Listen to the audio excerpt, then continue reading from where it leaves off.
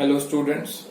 In last video we have discussed centrioles and centrosomes. That topic we have covered in the last video. And today we are going to start with the new topic called nucleus. Okay? So we will discuss about nucleus in this video. So nucleus was discovered by Robert Brown.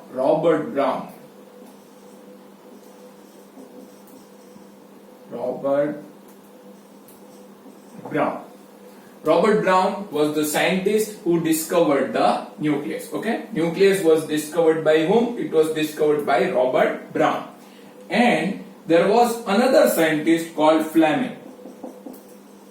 Fleming was another scientist who discovered chromatin in the nucleus. Okay, he discovered chromatin. Fleming was another scientist who discovered chromatin in the nucleus. So in the initial part of the topic nucleus, we will say that nucleus was discovered by Robert Brown, and inside the nucleus chromatin was discovered by Fleming. Okay, nucleus as a whole was discovered by Robert Brown, but inside the nucleus chromatin was found by Fleming. Okay, so these are the two facts that you have to remember. Nucleus was discovered by Robert Brown and chromatin was discovered by Fleming. Now you all know that there are two types of cells, prokaryotic cells and eukaryotic cells. Prokaryotic cells and eukaryotic cells. Okay, a prokaryotic cell has a primitive nucleus. Prokaryotic cell has primitive nucleus, whereas a eukaryotic cell has well-developed nucleus. Okay, you all know regarding this that a prokaryotic cell has a primitive nucleus which is less developed. Primitive nucleus is there in a prokaryotic cell which is less developed, whereas a eukaryotic cell has well-developed nucleus. So we will talk about this eukaryotic cell, the nucleus of the eukaryotic cell. We will not talk about the nucleus of the prokaryotic cell. Okay? In this video, we will talk about the nucleus of the eukaryotic cell. We are not discussing the nucleus of the prokaryotic cell. Okay? So we are not discussing the nucleus of the prokaryotic cell. We will discuss about the nucleus of the eukaryotic cell. Okay? In eukaryotic cells also, some cells don't have nucleus. In eukaryotic cells also, some cells don't have nucleus, like RBC, human RBC. I am talking about human RBC, red blood cell or red blood corpuscle. You have studied about this in standard 10. So red blood cell or red blood corpuscle don't have nucleus. They do not have nucleus. Apart from this, sieve tube cells which are present in the phloem of plant.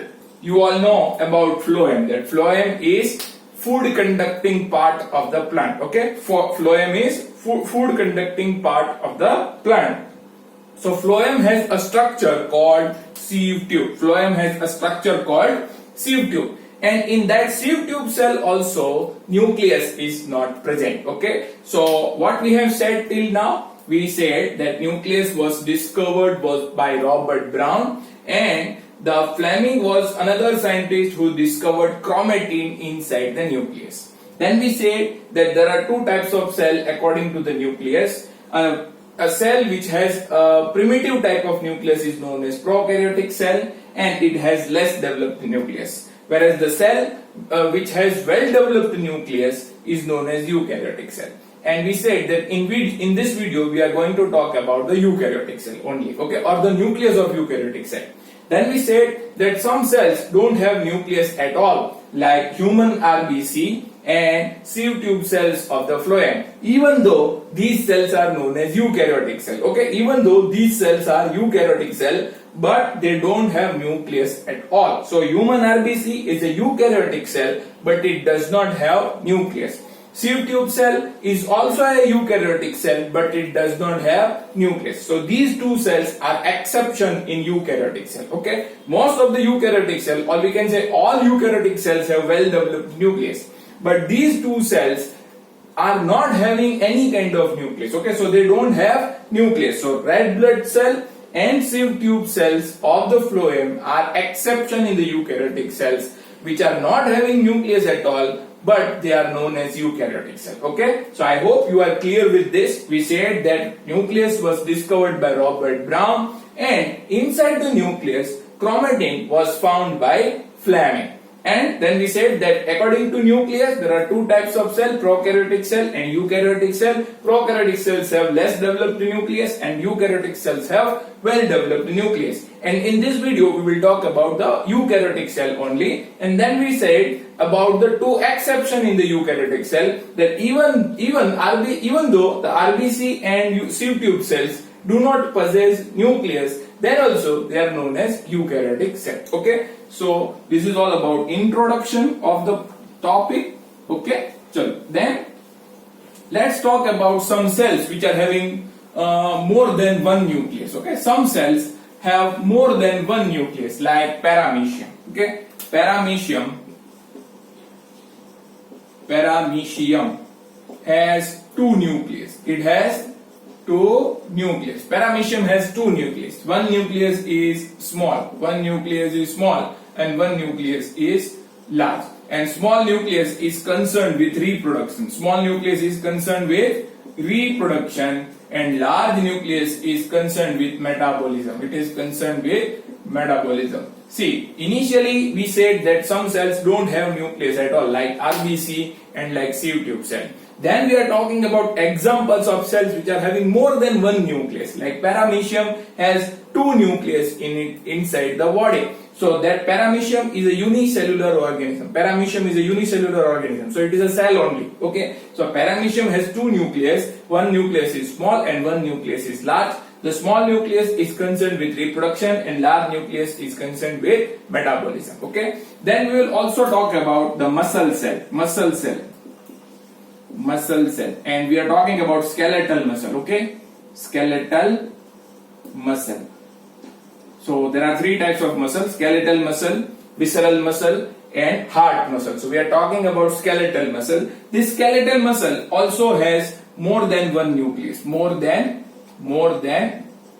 one nucleus are present in skeletal muscle also. Okay, so here we are giving examples of the cells which are having more than one nucleus. The first example is paramecium, where two nucleus are present, and one is a small nucleus and one is large nucleus. Small nucleus is concerned with reproduction and large nucleus is concerned with metabolism. And the skeletal muscle of our body also has more than one nucleus. Skeletal muscles of our body also possess more than one nucleus. Okay, so we are talking regarding nucleus, and in that we said that some cells don't have nucleus, like RBC and sieve tube cells. Some cells have more than one nucleus, like paramecium and skeletal muscle.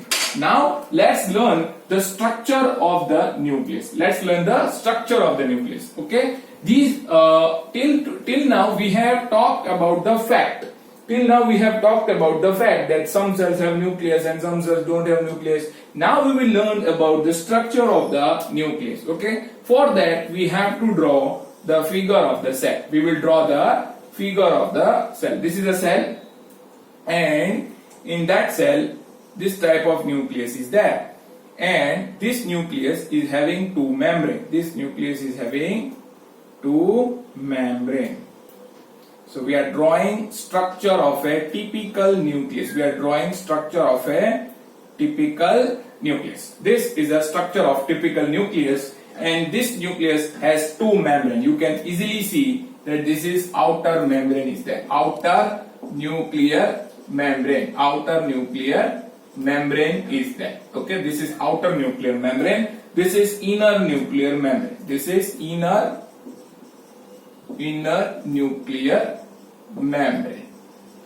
So one is outer nuclear membrane and one is inner nuclear membrane. Two nuclear membranes are there in a typical eukaryotic nucleus. In a typical eukaryotic nucleus, two membranes are there. One is outer membrane and one is inner membrane.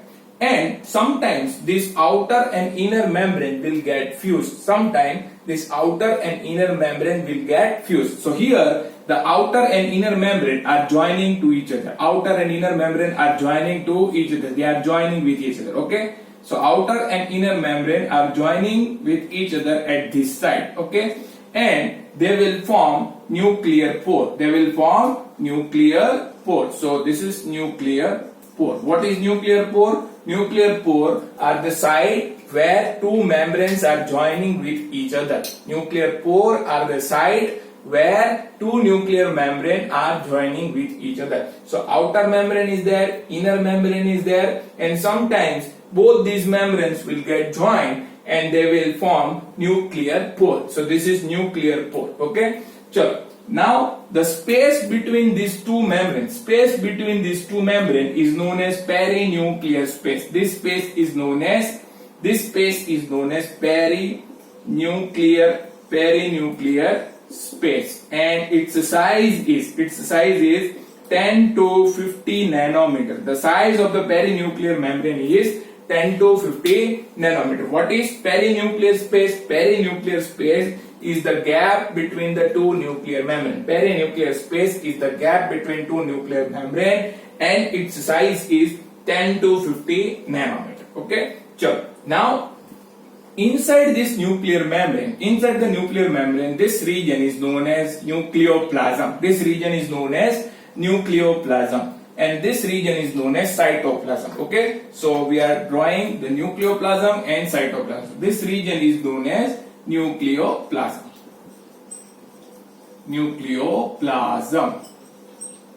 And this region is known as cytoplasm. Okay. So inside the nuclear membrane, nucleoplasm is there, and outside the nuclear membrane, cytoplasm is there. Okay. So both these regions are separated by nuclear membrane. Cytoplasm and nucleoplasm are separated by two nuclear membranes. Cytoplasm and nucleoplasm, these regions are separated by two nuclear membranes. So in this way, we can say that this cell has compartments. One compartment is intranuclear compartment and one compartment is extranuclear compartment. Okay. So outside the nucleus is another compartment, and inside the nucleus is also a compartment is there. Okay. So this cell is having two compartments. One compartment is known as nucleoplasm and another compartment is known as cytoplasm. Such kind of compartmentalization is not found in prokaryotic cell. Such kind of compartmentalization is not found in prokaryotic cell. Why? Because prokaryotic cell does not have nuclear membrane. So its cytoplasm is not divided into compartments. Okay. So prokaryotic cells don't have nuclear membrane. That's why their cytoplasm is not divided into compartments. Okay. So eukaryotic cells show extensive compartmentalization. Why? Because of the presence of nuclear membrane. Nuclear membrane divides entire region of the cell into two compartments. One is nucleoplasm and second is cytoplasm. Okay. So let's talk about this nuclear pore. See, nuclear pore are the site of exchange of material. Nuclear pore are the site of exchange of material between cytoplasm and nucleoplasm. Nuclear pore are the site of exchange of material between what? Between cytoplasm and nucleoplasm. So this is nuclear pore. I have already marked it. This is nuclear pore, and this nuclear pore helps in the exchange of the material. It helps in exchange of material between what? Between nucleoplasm and cytoplasm. Okay. nuclear pores are the site of exchange of material between nucleoplasm and cytoplasm. See, the materials which are produced inside the cytoplasm will enter into the nucleoplasm through this gateway. So the materials which are produced in cytoplasm will enter into the nucleoplasm through what? Through nucleoplasm. And materials produced in nucleus will go out into the cytoplasm through what? Through nuclear pore only. Okay. So nuclear pores are the site of exchange of material between nucleoplasm and cytoplasm. So in and out entry of the material could happen because of the presence of nuclear pore. Okay. Nuclear pore helps in the entry and exit of the material outside of the nucleus. Okay. Sure. Now let's talk about the endoplasmic reticulum. Endoplasmic reticulum, it will be connected to outer membrane. I will draw endoplasmic reticulum now. In this manner, endoplasmic reticulum is attached. Endoplasmic reticulum is attached to outer membrane. Endoplasmic reticulum is attached to what? It is attached to outer membrane. See, this is endoplasmic reticulum. This is rough endoplasmic reticulum because it has ribosomes on its surface. Rough endoplasmic reticulum has ribosome on its surface, and this is smooth endoplasmic reticulum. This is smooth endoplasmic reticulum. It is not having ribosomes. Okay, so it is not having ribosomes on its surface, so it is smooth, and this is having ribosome on its surface, so it is rough in nature. So this both endoplasmic reticulums are connected to outer nuclear membrane. They are not connected to inner nuclear membrane. Okay, both endoplasmic reticulum are connected to outer nuclear membrane. Okay, so this is all about connection between endoplasmic reticulum and nuclear membrane. Now let's talk about contents of the nucleoplasm. We will talk about the contents of the nucleoplasm. So this is nucleoplasm is there. In nucleoplasm, a nucleolus will be there. A nucleolus will be there, and chromatin fibers are there. Chromatin fibers are there. Okay. So we are talking about this region. We are talking about this region which is known as nucleoplasm. And nucleoplasm has what? Nucleoplasm has a nucleolus. Nucleolus.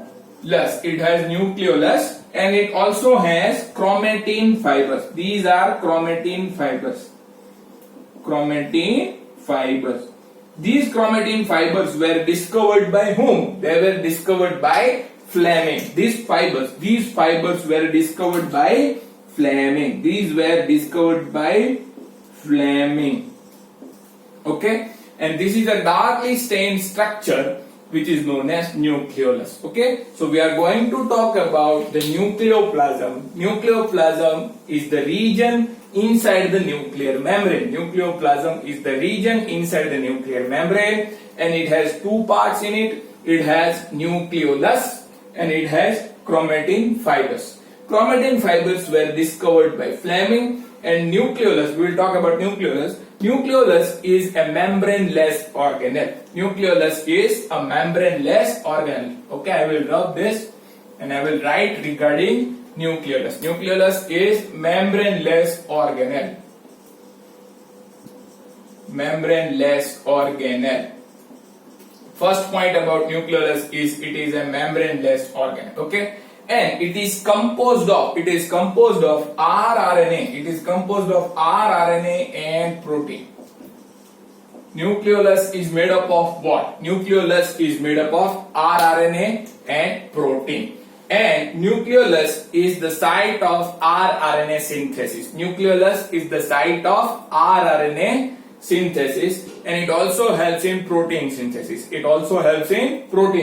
So we are talking regarding nucleolus. Nucleolus is this darkly stained structure which is found in nucleoplasm, and it is a membraneless organelle, and it is composed of rRNA and protein. And nucleolus participates in rRNA synthesis as well as in protein synthesis. Nucleolus participates in rRNA synthesis as well as in protein synthesis.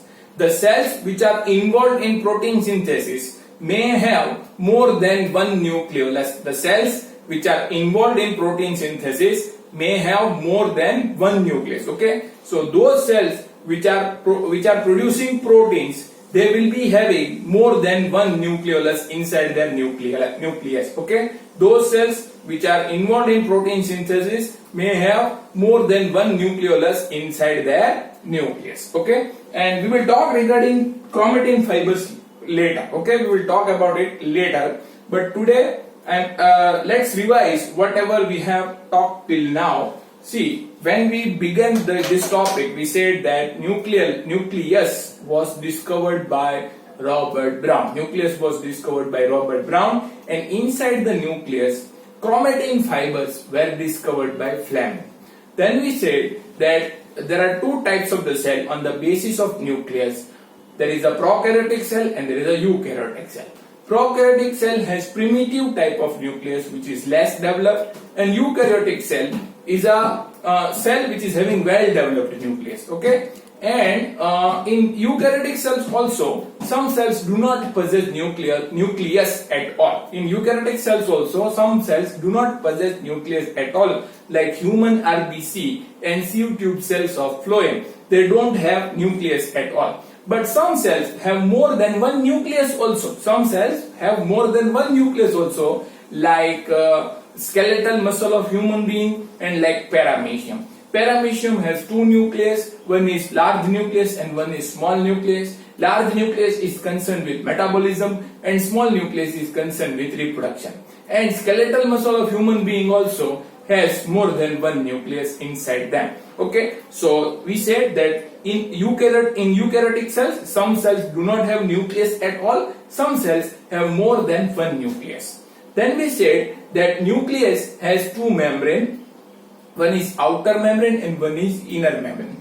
And the region where the outer and inner membrane get fused is known as nuclear pore. Okay, the region where or the site where the outer and inner membrane get fused, it is known as nuclear pore. And the gap between the two nuclear membrane is known as perinuclear space. The gap between the two nuclear membrane is known as perinuclear space, and its size is 10 to 50 nanometer. The size of the perinuclear space is 10 to 50 nanometer. Then we said that the two nuclear membrane separates nucleoplasm from cytoplasm. Two nuclear membrane separates nucleoplasm from the cytoplasm. In this manner, the extensive compartmentalization is found in eukaryotic cell. But in case of prokaryotic cell, as nuclear membrane is absent, the extensive compartmentalization is not found. Okay, so here this is a eukaryotic cell. Here two types of compartments are there. This is cytoplasm and this is nucleoplasm. And these regions are separated with help of nuclear membrane. Then we said that nuclear pores are the site of exchange of material between cytoplasm and nucleoplasm. Nuclear pores are the site of exchange of material between cytoplasm and nucleoplasm. And generally, protein and RNAs are exchanged between cytoplasm and nucleoplasm. Which materials are exchanged between cytoplasm and nucleoplasm? Protein and RNAs are exchanged between cytoplasm and nucleoplasm. Then we said that the outer nuclear membrane is connected to endoplasmic reticulum. Outer nuclear membrane is connected to endoplasmic reticulum, and inner nuclear membrane is not connected to endoplasmic reticulum. Okay, so then we said that the region inside the nuclear membrane is known as nucleoplasm, and this nucleoplasm has two structures. One is chromatin fiber, which were discovered by Fleming, and one is nucleolus. About nucleolus, we said that it is a darkly stained structure and it is a membraneless organelle, and it is involved in rRNA and protein synthesis. Those cells which are involved in protein synthesis may have more than one nucleolus. Okay, so we are still remaining with chromatin fibers. Okay, we have not discussed anything regarding chromatin fibers. What are chromatin fibers? That we will discuss in the next video, and we will also discuss type of chromosomes, and in last part we will also see microbodies. Okay, so we are remaining with 3 parts. We will see chromatin fibers, then we will learn about chromosome, and then we will also learn about microbodies, but that we will learn in the next video. Today I am keeping up to this only. Please watch the video 2-3 times and then submit your homework. Okay, best of luck.